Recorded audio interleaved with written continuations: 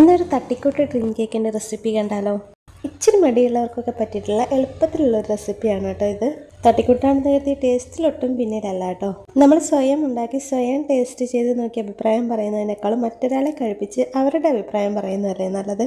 അതുകൊണ്ട് ഞാൻ എൻ്റെ പുത്രനെ കൊണ്ട് തന്നെ കഴിപ്പിച്ച് അഭിപ്രായം പറയിച്ചിട്ടുണ്ട് കേട്ടോ. ഞാൻ എന്തുണ്ടാക്കി കൊടുത്താലും സത്യസന്ധമായിട്ട് അഭിപ്രായം പറയുന്ന ഒരാളാണ് ഇത്. എന്തായാലും പുള്ളിക്ക് ഒത്തിരി ഇഷ്ടമായി കേട്ടോ. അപ്പോൾ റെസിപ്പിയിലേക്ക് കടക്കുന്നതിന് മുമ്പ് എനിക്ക് ഒരു കാര്യം പറയാനുണ്ട് കേട്ടോ. എന്താണെന്നറിയില്ല, എനിക്ക് ഷോർട്ട് വീഡിയോസ് ഒന്നും അപ്ലോഡ് ചെയ്യാൻ പറ്റുന്നില്ല കേട്ടോ. കുറേ ദിവസങ്ങളായിട്ട് ഞാനിപ്പോൾ ഷോർട്ട് വീഡിയോസ് ഒന്നും ഇടാറില്ല. അപ്പോൾ കുറച്ച് പേരൊക്കെ എൻ്റെ അടുത്ത് ചോദിക്കുന്നുണ്ട്, ചേച്ചി എന്താണ് ഷോർട്ട് വീഡിയോസ് ഒന്നും ഇടാത്തത്, വീഡിയോസ് ഒന്നും കാണുന്നില്ലല്ലോ, ഓർഡറൊക്കെ കുറവാണോ എന്നൊക്കെ ചോദിക്കാറുണ്ട് കേട്ടോ. ഞാൻ അപ്ലോഡ് ചെയ്യുമ്പം ഈ ഒരു ഭാഗത്തെത്തുമ്പോൾ ഇവിടെ ഇങ്ങനെ സ്റ്റക്കായിട്ടിരിക്കുകയാണ് കേട്ടോ. ഇവിടെ ഒന്നും ടൈപ്പ് ചെയ്യാനോ ഒന്നും ചെയ്യാനോ എനിക്ക് പറ്റുന്നില്ല.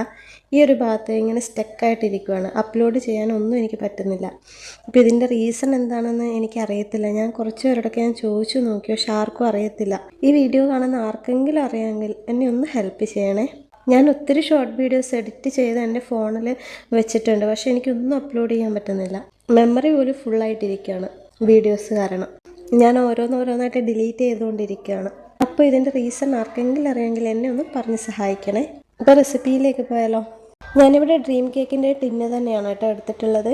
ഈ ടിന്നില്ലെങ്കിൽ നിങ്ങൾക്ക് ടിഫിൻ ബോക്സിൽ ഉണ്ടാക്കിയെടുക്കാവുന്നതാണ്. സാധാരണ ഡ്രീം കേക്ക് ഉണ്ടാക്കുന്നത് ചോക്ലേറ്റ് സ്പഞ്ചിലാണ്. ഞാനിവിടെ എടുത്തിരിക്കുന്നത് ചോക്ലേറ്റിൻ്റെ ഈ ഒരു സ്ലൈസ്ഡ് കേക്കാണ് കേട്ടോ.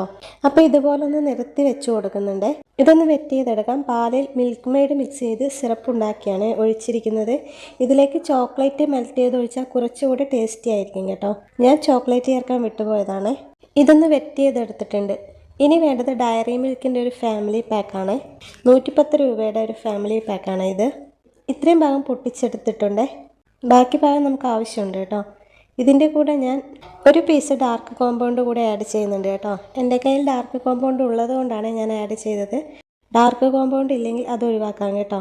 ഇനി ഇതിലേക്ക് ഞാനൊരു 1/4 കപ്പ് ഫ്രഷ് ക്രീം ചൂടാക്കി ഒഴിച്ചു കൊടുക്കുന്നുണ്ട്. വിപ്പിംഗ് ക്രീം ഉണ്ടെങ്കിൽ ഫ്രഷ് ക്രീമിന് പകരം വിപ്പിംഗ് ക്രീം ചേർക്കാം. മെൽറ്റ് ആവാനായിട്ട് ഇതൊന്ന് മാറ്റി വെക്കാം. ഇനി നമുക്ക് ക്രീമാണ് റെഡിയാക്കേണ്ടത്. ഞാനൊരു 1/4 കപ്പ് വിപ്പിംഗ് ക്രീം എടുത്തിട്ടുണ്ട് കേട്ടോ. അതൊന്ന് ബീറ്റ് ചെയ്തെടുക്കാം. നല്ല സ്റ്റിഫായി എടുക്കണ്ട കേട്ടോ. ഈ ഒരു പരുവത്തിൽ ബീറ്റ് ചെയ്തെടുത്ത ശേഷം അതിലേക്ക് നമ്മൾ നേരത്തെ മെൽറ്റ് ചെയ്ത് മാറ്റി വെച്ചിരിക്കുന്ന ചോക്ലേറ്റ് ചൂടാറിയ ശേഷം ഒരു 2 ടേബിൾ സ്പൂൺ അതിലോട്ട് ചേർത്തിട്ട് ഒന്നുകൂടെ ഒന്ന് ബീറ്റ് ചെയ്തെടുക്കാം.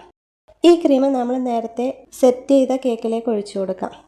അത് അടച്ചു വെച്ച് ഒരു അരമണിക്കൂർ ഫ്രിഡ്ജിൽ വെച്ച് കൊടുക്കാം. ഒന്ന് സെറ്റായി വന്ന ശേഷം നേരത്തെ മെൽറ്റ് ചെയ്ത് വെച്ച ചോക്ലേറ്റ് ഉണ്ടല്ലോ, അത് ഇതിലേക്ക് ഒഴിച്ചു കൊടുക്കാം. ഈ ചോക്ലേറ്റ് ഒന്ന് ഫ്രിഡ്ജിൽ വെച്ച് എടുക്കുമ്പോഴേക്കൊന്ന് തിക്കായി കിട്ടും കേട്ടോ. ഇത് വീണ്ടും അടച്ചു വെച്ച് ഒരു അരമണിക്കൂർ ഫ്രിഡ്ജിലോ ഫ്രീസറിലോ വെക്കാം. ഒന്ന് സെറ്റായി വരുമ്പോഴേക്കും നമുക്ക് ബാക്കി മാറ്റി വെച്ചിരിക്കുന്ന ഡയറി മിൽക്കിൻ്റെ ചോക്ലേറ്റ് ഉണ്ടല്ലോ, അതൊന്ന് മെൽറ്റ് ചെയ്തെടുക്കാം. ഇത് മുഴുവനായിട്ടും വെള്ളമെല്ലാം തുടച്ച് വൃത്തിയാക്കി ഒരു പാത്രത്തിലേക്ക് പൊട്ടിച്ചിട്ട് ഒന്ന് ഡബിൾ ബോയിൽ ചെയ്തെടുക്കണം.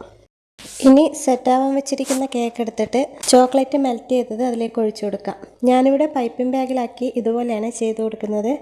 വേണമെങ്കിൽ ഡയറക്റ്റ് ഒഴിച്ചു കൊടുക്കാവുന്നതാണ്. ഇനി ലാസ്റ്റ് ലെയറിലായിട്ട് കൊക്കോ പൗഡറിന് പകരം ഞാൻ ബൂസ്റ്റാണ് ഇട്ട് കൊടുക്കുന്നത്. കൊക്കോ പൗഡർ ഉണ്ടെങ്കിൽ കൊക്കോ പൗഡർ ഇട്ട് കൊടുക്കാവുന്നതാണ്. ഇതുപോലെ ഒരു അരിപ്പയിലാക്കിയിട്ട് ഇതുപോലെ ഒന്ന് ഇട്ട് കൊടുക്കുന്നുണ്ട്.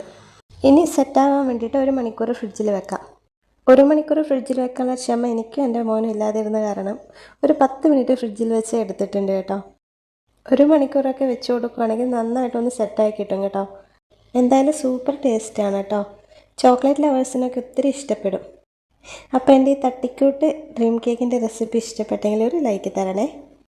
സബ്സ്ക്രൈബ് ചെയ്യാത്തവരാണെങ്കിൽ ഒന്ന് സബ്സ്ക്രൈബ് ചെയ്തിട്ട് പോകണേ.